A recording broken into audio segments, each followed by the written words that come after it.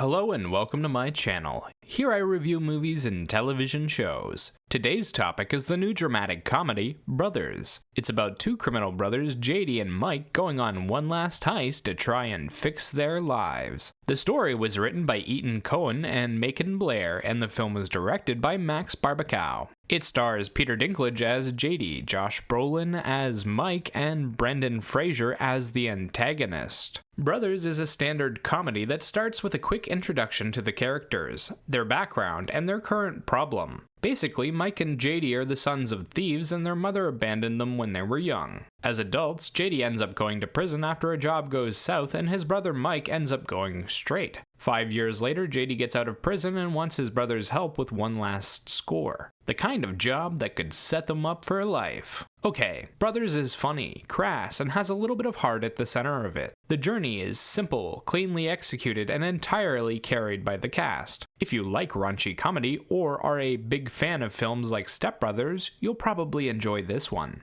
Starting with the acting, the cast does a great job. You have quirky characters, 3 great leads, and a plethora of funny gag actors in the background. Most of the screen time goes to Brolin, Dinklage, and Fraser, but actors like Marissa Tomei, Glenn Close, and Taylor Page all get decent little sections to play out, and do a fantastic job. Dinklage and Brolin play brothers butting heads. Dinklage is the smart one who always has a plan, and Brolin is the dumb meathead who does all the work. Throughout the film, Dinklage tells a lot of jokes while Brolin ends up playing the straight man. Dinklage's delivery is solid along with his expression work. Brolin knocks his role out of the park. His ability to play up the situations he's in and the reactions he gives in them are superb. I laughed so hard at the sexually assaulting orangutan scene because of how well Brolin sells it. Without his over-the-top disgust reactions, that would just be a crass joke that bordered on gross. When it comes to selling the emotional story, both Dinklage and Brolin do a wonderful job bringing out feelings of sadness and regret. Brendan Fraser, on the other hand, is playing a comedic villain. He's aggressively violent and often goes way over the top with his attacks on Dinklage. Fraser plays it in a somewhat ham-fisted manner, but manages to get in quite a few great moments despite the nature of his character. I love the contrast between how jolly he looks and how vicious he is. He also nailed his scene with the orangutan.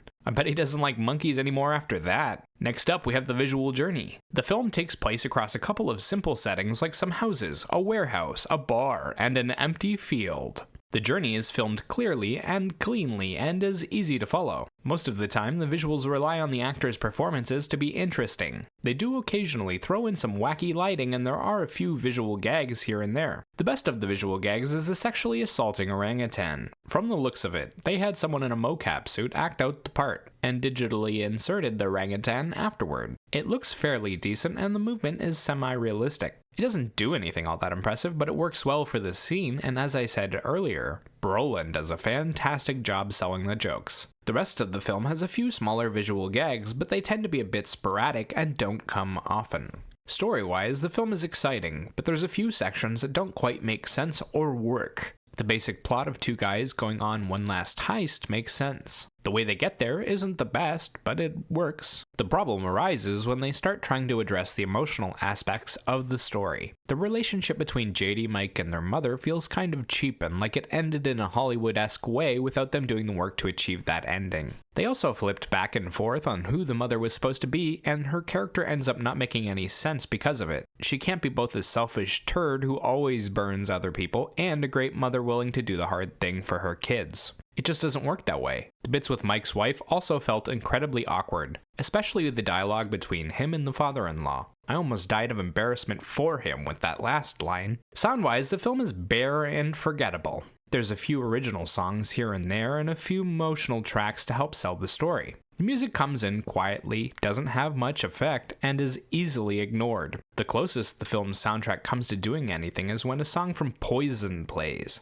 and the lyrics are sort of relevant to the situation. Even that feels kind of muted in how it's presented and doesn't have much of an effect. It isn't much of a problem for the film because there's a lot going on, but there were definitely opportunities for them to get more out of the music. Personally, I thought the film was funny, but the story wasn't anything to write home about. Josh Brolin, Peter Dinklage, and Brendan Fraser do a great job with the humor and trying to sell the story. The visual journey and soundtrack were somewhat forgettable, but had their moments. If you like crass humor, you might enjoy this. If that's not your thing, it doesn't have much else to offer. As for a rating, I'd give this film a 6 out of 10. Remember, these are just my thoughts. Let me know what you think in the comments below.